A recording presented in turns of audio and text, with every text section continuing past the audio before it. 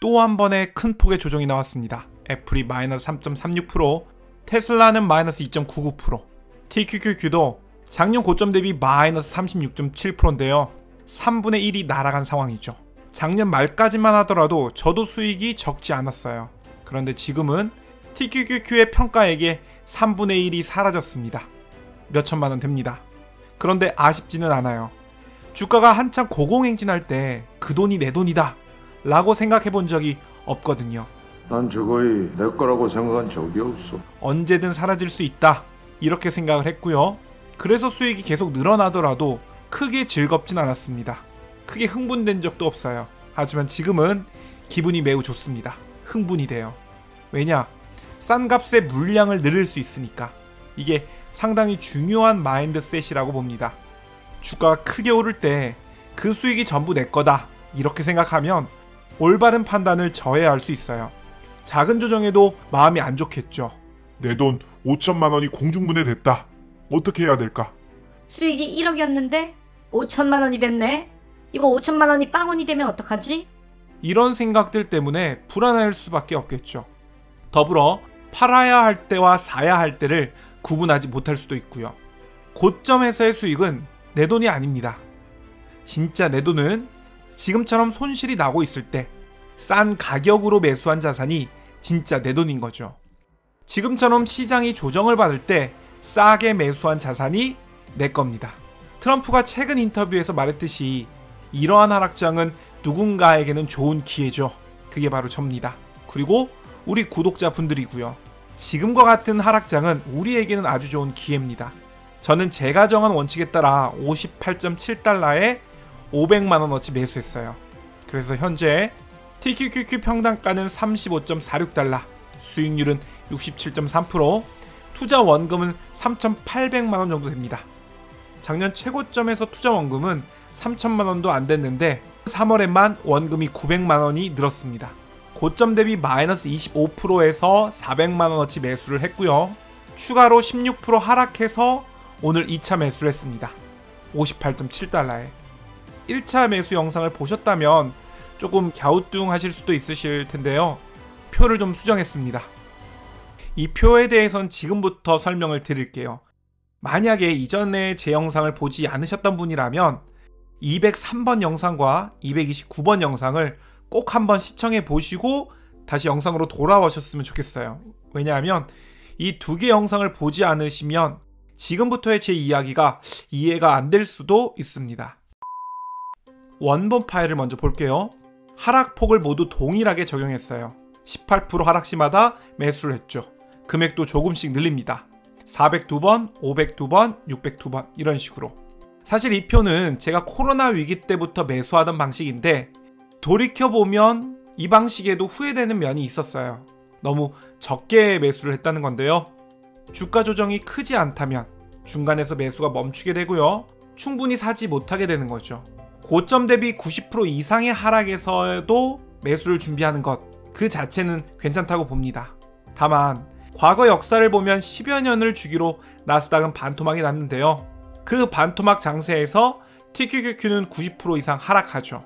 하지만 이는 말 그대로 10여 년마다 반복되는 일이니까 이러한 재앙을 대비하느라 10년 동안 좋은 기회를 날려버리는 것 아닌가, 이런 후회가 계속해서 머릿속에 맴돌았었습니다. 그래서 지금은 이렇게 바꿨습니다.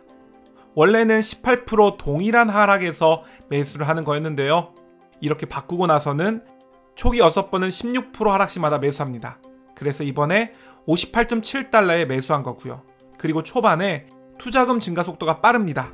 원본에서는 402번, 502번, 602번 이렇게 금액을 늘렸었죠. 그런데 지금은 추가 매수할 때마다 금액을 늘렸습니다. 그리고 후반부 6번은 금액을 늘리지 않습니다. 초반에는 투자 원금도 적고요. 그리고 10달러 간격으로 매수를 하니까 평단을 크게 낮출 수 있었는데요. 하지만 후반부 6번은 이미 투자한 원금도 제법 크고요. 그리고 뭐 2달러 정도의 간격을 두고 매수를 하다 보니까 평단가 인하 효과가 그리 크지 않습니다. 상황이 이렇다 보니까 이 구간에서는 굳이 금액을 늘리지 않아도 되겠다, 이런 생각을 한 거죠.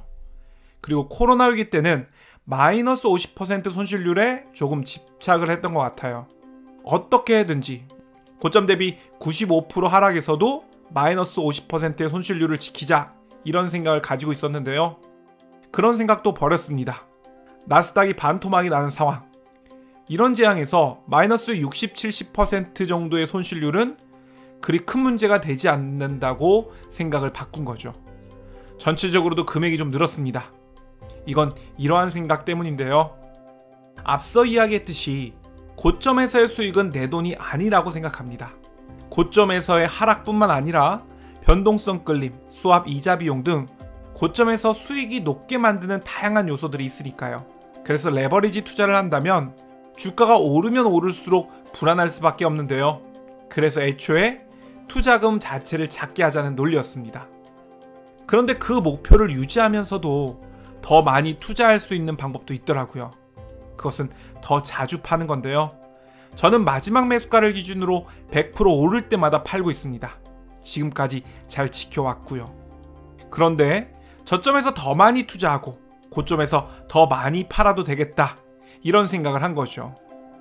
하락 구간에서 하이 리스크를 택해서 얻은 수익을 상승 구간에서 실현하는 거죠. 그리고 그렇게 실현된 수익으로 리얼티 인컴이나 슈드 같은 배당주 투자로 전환하는 게 괜찮다는 생각이 들었습니다. 그래서 100% 오를 때마다 판다 해서 80% 오를 때마다 판다로 바꿀 예정입니다. 오늘 이야기했듯이 저는 이제 이 표를 가지고 매수에 임할 예정입니다. 그렇다고 제가 6.4달러까지 떨어질 거다라는 것을 예측하는 것은 전혀 아닙니다. 제가 만약에 6.4달러까지 떨어질 거라고 예측을 했다면 6.4달러까지 기다리지 굳이 중간중간에서 매수를 할 이유가 없겠죠. 저는 하락의 끝은 알 수 없으니 큰 폭의 하락 시마다 매수를 할 거다라는 관점입니다. TQQQ와 같은 레버리지 상품, 특히 3배 레버리지에 투자하고 계시다면 이 정도의 계획은 가지고 매수를 시작하는 것이 도움이 된다고 생각합니다. 안전을 위한 선택이라고 봅니다. 위험한 상품에 투자할수록 보다 안전한 방법으로 투자한다면 위험한 상품에서 발생하는 고수익을 얻으면서 안전한 투자 방법에서 얻을 수 있는 안전판을 마련할 수 있는 거죠. 오늘 영상은 여기까지입니다. 여러분들의 성공적인 투자 기원합니다. 감사합니다.